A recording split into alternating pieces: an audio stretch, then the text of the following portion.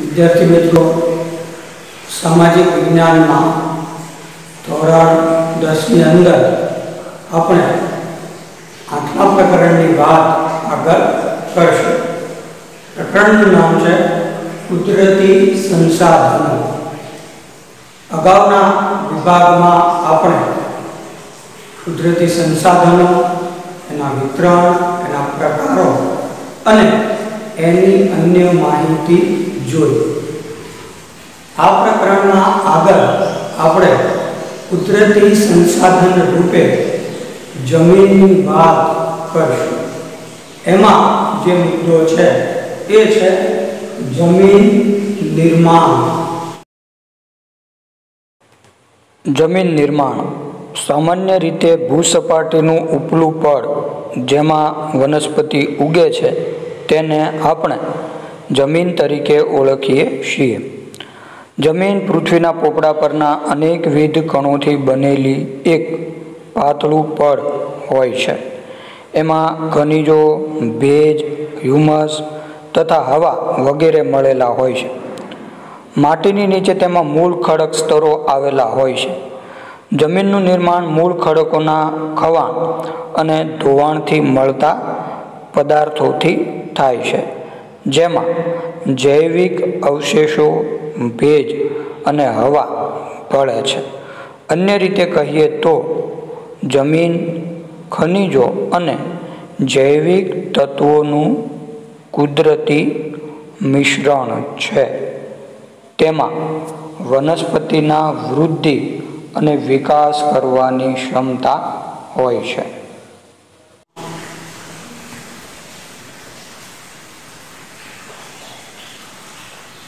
सामान्य रीते आपणे भूसपाटीना उपरना पडने के जेमां वनस्पति उगे छे एने जमीन तरीके ओळखीए छीए। आ भूसपाटीनुं उपલું પડ જે છે એ जमीन है।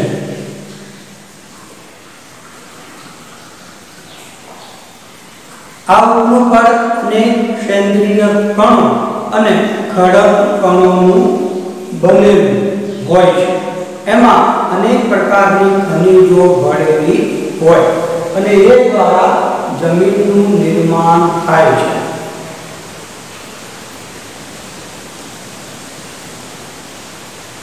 मूल खड़कना खमणथी अनेक प्रकारना केंद्रीय तत्वो कणो ए जमीन में उमेराय छे। साथे साथे जमीननी अंदर जैविक तत्वो जे छे ए उमेराय छे अने ए रीते केंद्रीय तत्वना उमेराथी जमीननुं निर्माण थाय छे।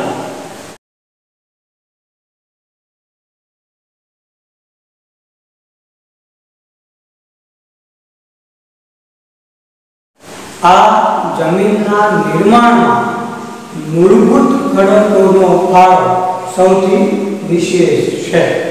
जमीन निर्माण मूल आधार जे छे ए मूलभूत खड़क छे।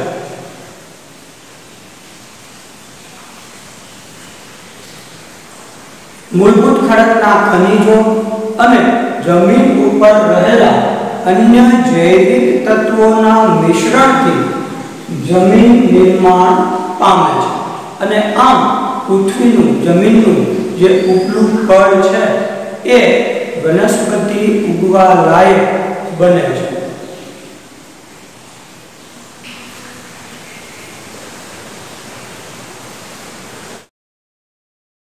જમીન પૃથ્વીના પોપડાની સૌથી ઉપરની સપાટી કે પડ જેને આપણે જમીન કહીએ છીએ તેમાં વનસ્પતિના વૃદ્ધિ અને વિકાસ માટે જરૂરી એવા ખનિજ દ્રવ્યો અને જૈવિક દ્રવ્યો આવેલા હોય છે। જોકે તેનું પ્રમાણ બધી જમીનમાં એક સરખું હોતું નથી। આમ જમીન એટલે સેન્દ્રિય પદાર્થયુક્ત ઝીણા કણોવાળો પોચો ખડક પદાર્થ અર્થાત ભૂપૃષ્ઠ પરના માતૃખડક અને વનસ્પતિ દ્રવ્યોના મિશ્રણથી બનતા અસંગઠિત પદાર્થનું પડ કે સપાટી। મૂળ ખડકોને ઘસારણ અને ધોવાણના પરિબળો તોડી તેનો બારીક ભૂકો બનાવે અને આ ભૂકો કે ચૂર્ણમાં વનસ્પતિ તથા જીવજંતુઓના વિઘટન કે સડવાથી બનેલ સેન્દ્રિય તત્વો તેમાં ઉમેરાય છે. આ સેન્દ્રિય તત્વો વનસ્પતિના વિકાસમાં મહત્વની ભૂમિકા ભજવે છે. જમીન નિર્માણના સમયગાળા સંદર્ભે જે તે આબોહવાની અસર એટલી મહત્વપૂર્ણ અને વ્યાપક હોય છે કે તે આબોહવાવાળા પ્રદેશમાં વિભિન્ન પ્રકારના ખડકોમાંથી બનતી જમીન લાંબા સમયગાળે એક જ પ્રકારની હોય છે. એટલે કે એક જ પ્રકારના માતૃખડકોમાંથી ભિન્ન ભિન્ન આબોહવાથી બનનાર જમીન અલગ અલગ પ્રકારની હોય છે. જમીનના પ્રકાર, તેના રંગ, આબોહવા, માતૃખડકો, કણ રચના, ફળદ્રુપતા જેવી બાબતોને ધ્યાનમાં રાખી પાડવામાં આવે છે. પૃથ્વી સપાટીનો સૌથી ઉપરનો પોપડો જે છે એને જમીન તરીકે ઓળખવામાં આવે છે.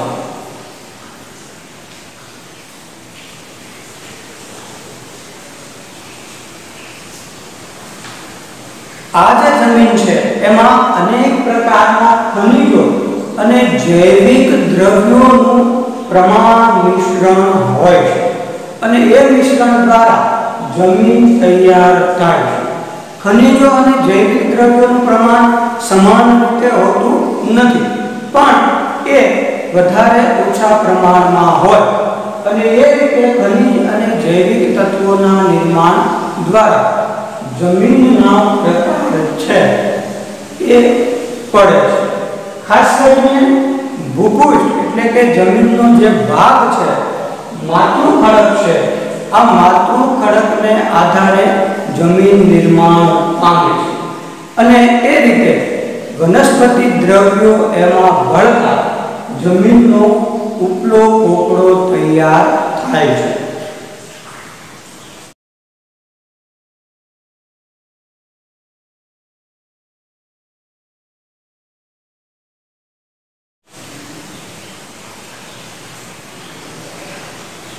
જમીન નિર્માણ માટે મૂળભૂત રીતે ખડકો જે છે એ જવાબદાર છે. ખડકોના અતિ ઘસારાને કારણે ખડકો જે છે, માતૃખડક જે છે એ બારીક ભૂકો બને છે અને આ બારીક ભૂકામાં વનસ્પતિ અને અન્ય જૈવિક સેન્દ્રિય તત્વો ઉમેરાતા જમીન નિર્માણ પામે છે.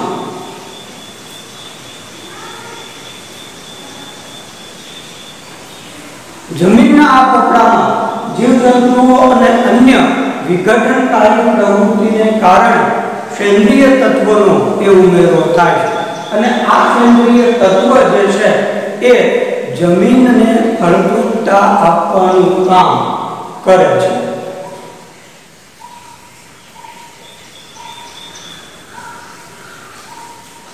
જમીન નિર્માણનો આધાર પણ સમયગાળા ઉપર અને આબોહવા પર રહેલો છે.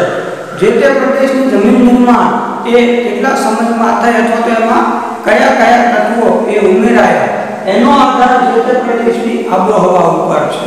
આબોહવા એ જમીન નિર્માણ ઉપર અસર કરતી મહત્વની બાબત છે અને આબોહવાને કારણે જમીનના પ્રકારમાં પણ તફાવત પડે છે.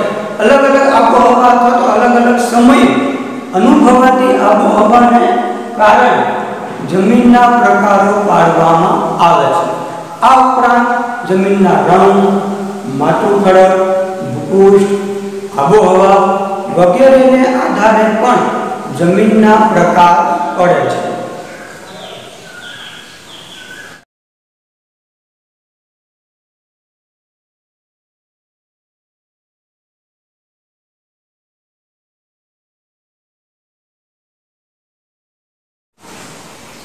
એક જ પ્રકારના માતૃખડકમાંથી ભિન્ન ભિન્ન પ્રકારની આબોહવાથી તૈયાર થતી જમીનના પ્રકાર પણ અલગ અલગ હોય છે અને એ પ્રકારે જમીન જે છે એ ઓળખવામાં આવે છે.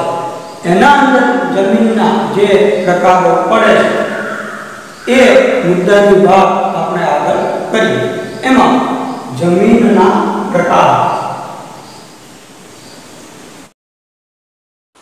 જમીનના પ્રકાર. હાલમાં ભારતીય કૃષિ સંશોધન પરિષદ દ્વારા ભારતની જમીનને 8 પ્રકારમાં વહેંચવામાં આવી છે, જે પૈકી પર્વતીય જમીન અને જંગલ પ્રકારની જમીન પર્વતીય ક્ષેત્રમાં જુદી જુદી ઊંચાઈએ જોવા મળે છે.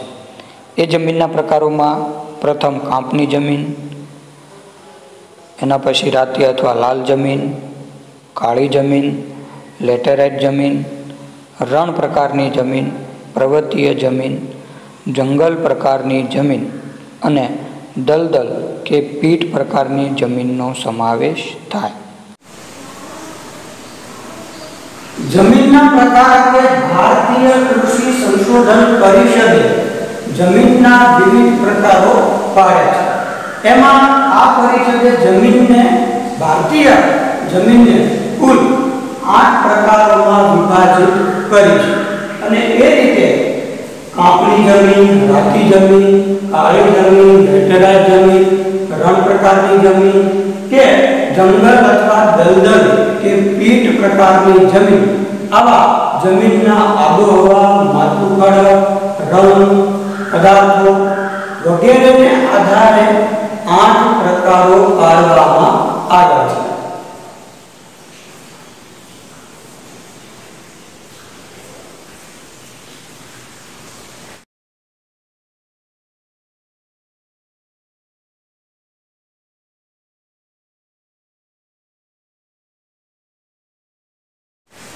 પર્વતીય કે ઊંચાઈની ટેકરીઓ ઉપર આવેલી જમીનને પર્વતીય જમીન તરીકે ઓળખવામાં આવે છે. આ જમીનની અંદર પ્રથમ જે પ્રકાર છે એ છે કાંપની જમીન.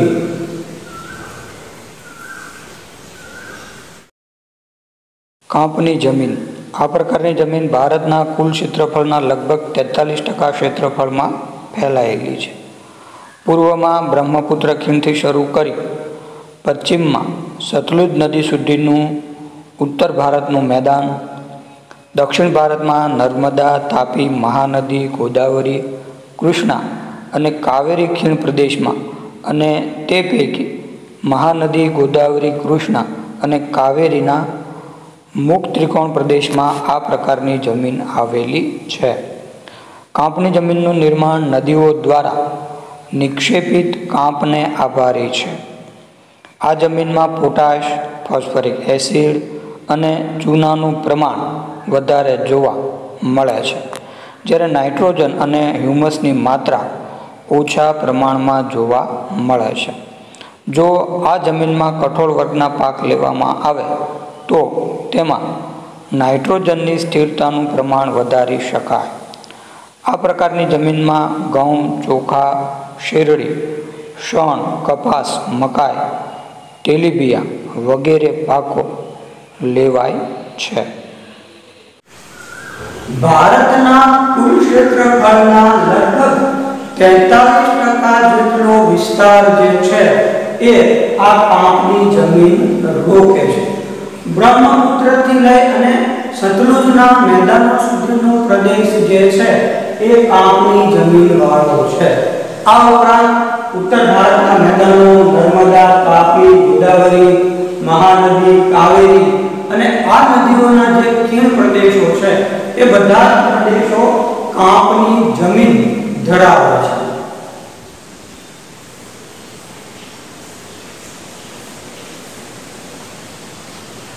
કાંપની જમીનનો મૂળ આધાર નદીઓનું નિક્ષેપિત થવું છે. નિક્ષેપણને કારણે કાંપની જમીનનું નિર્માણ થાય છે. નદીઓના પ્રવાહમાં જે પાણી આવે છે એ પાણીના ઘસારાના કારણે ખડક જે છે એ આગળ વધે છે અને આ ખડકો કાંપના સ્વરૂપમાં નિર્માણ પામે છે. એ રીતે નિક્ષેપણને કારણે કાંપની જમીનનું નિર્માણ થાય છે. આમ નિક્ષેપણ એ કાંપની જમીનનો આધાર છે.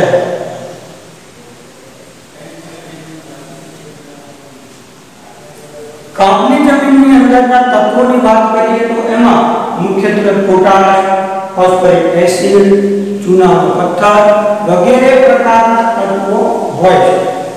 આ વર્ગની જમીનમાં કઠોળ વર્ગના પાક લઈ શકાય છે। આ ઉપરાંત ઘઉં, ચોખા, શેરડી, કપાસ વગેરે પ્રકારના પાકો પણ કાંપની જમીનમાં લઈ શકાય છે। કાંપની જમીનમાં નાઇટ્રોજન અને હ્યુમસની માત્રા ઓછી હોય છે। આ ઘટ પૂરી કરવા કાંપની જમીનમાં વિવિધ કઠોળ વર્ગના પાક વાવીને એમાં નાઇટ્રોજનનો ઉમેરો કરી શકાય છે। આમ કાંપની જમીન જે છે એ અન્ય જમીનો કરતાં વિશિષ્ટ રીતે ફળદ્રુપતા ધરાવે છે અને ભારતની કુલ જમીનનો લગભગ મોટો ભાગ જે છે એ કાંપની જમીન રોકે છે।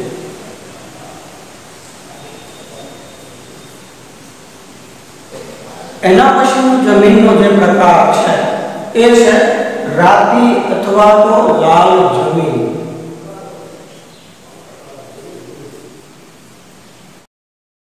રાતી અથવા લાલ જમીન। રાતી અથવા લાલ જમીન ભારતના કુલ ક્ષેત્રફળના લગભગ 19% ક્ષેત્રફળમાં ફેલાયેલી છે। દક્ષિણના દ્વીપકલ્પમાં તમિલનાડુથી માંડીને ઉત્તરમાં બુંદેલખંડ સુધી અને પૂર્વમાં રાજમહેલની ટેકરીઓથી પશ્ચિમમાં કચ્છ સુધી તે વિસ્તરેલી છે। રાજસ્થાનમાં ઉદયપુર, ચિત્તોડગઢ, ડુંગરપુર, બાંસવાડા અને ભીલવાડા જિલ્લામાં આ પ્રકારની જમીન જોવા મળે છે। આ જમીનમાં ફેરિક ઓક્સાઇડની હાજરીને કારણે તેનો રંગ લાલ બને છે તથા તે નીચે જતા પીળા રંગમાં ફેરવાય છે। આ જમીનોમાં ચૂનો, કાંકરા અને કાર્બોનેટ મળી આવતા નથી। મોટે ભાગે આ જમીનમાં મેગ્નેશિયમ, ફોસ્ફેટ, નાઇટ્રોજન અને પોટાશની ઉણપ જોવા મળે છે। આ પ્રકારની જમીનમાં બાજરી, કપાસ, ઘઉં, જુવાર, અળસી, મગફળી, બટાટા વગેરે પાકો લેવામાં આવે છે। ભારતના ક્ષેત્રફળની દ્રષ્ટિએ રાતી અથવા તો લાલ જમીન લગભગ 19% જેટલો વિસ્તાર ધરાવે છે। આ જમીન દક્ષિણમાં તમિલનાડુથી શરૂ કરી અને બુંદેલખંડ સુધી અને પૂર્વમાં રાજમહેલની ટેકરીઓથી શરૂ કરી અને કચ્છ વિસ્તાર સુધી વિસ્તરેલી છે। રાજસ્થાનનો કેટલોક ભાગ પણ રાતી અથવા તો લાલ જમીનનો બનેલો છે।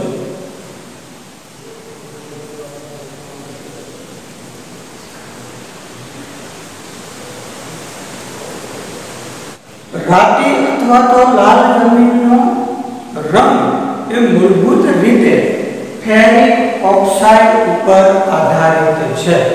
ફેરિક ઓક્સાઇડને કારણે આ જમીન લાલ અથવા તો રાતી બને છે। આ જમીનની અંદર ચૂનો અથવા તો કાંકરાનું પ્રમાણ નથી।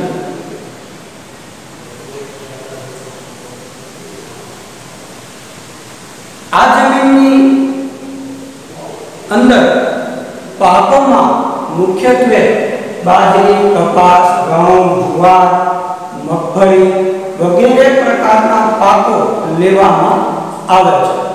આ ઉપરાંત એમાં અન્ય પાકો પણ લઈ શકાય છે। મુખ્ય રીતે મેગ્નેશિયમ, નાઇટ્રોજન, પોટાશ વગેરે તત્વોની ઉણપ આ જમીનમાં જોવા મળે છે। આમ રાતી અથવા તો લાલ જમીન જે છે એ કાંપની જમીન કરતા બીજા ક્રમે આવે છે અને એ રીતે લાલ જમીનની અંદર પણ મોટા ભાગના પાકો લઈ શકાય છે। એમાં કેટલાક તત્વોની ઉણપ જે છે એ બહારથી સેન્દ્રિય પદાર્થો કે ખાતરો આપીને પૂરી કરી શકાય અને એ રીતે એમાં વિવિધ પ્રકારના પાકો એ લઈ શકાય છે। તો આમ રાતી અથવા તો લાલ જમીન પણ ભારતના જમીનના વિભાગીકરણમાં આવે છે।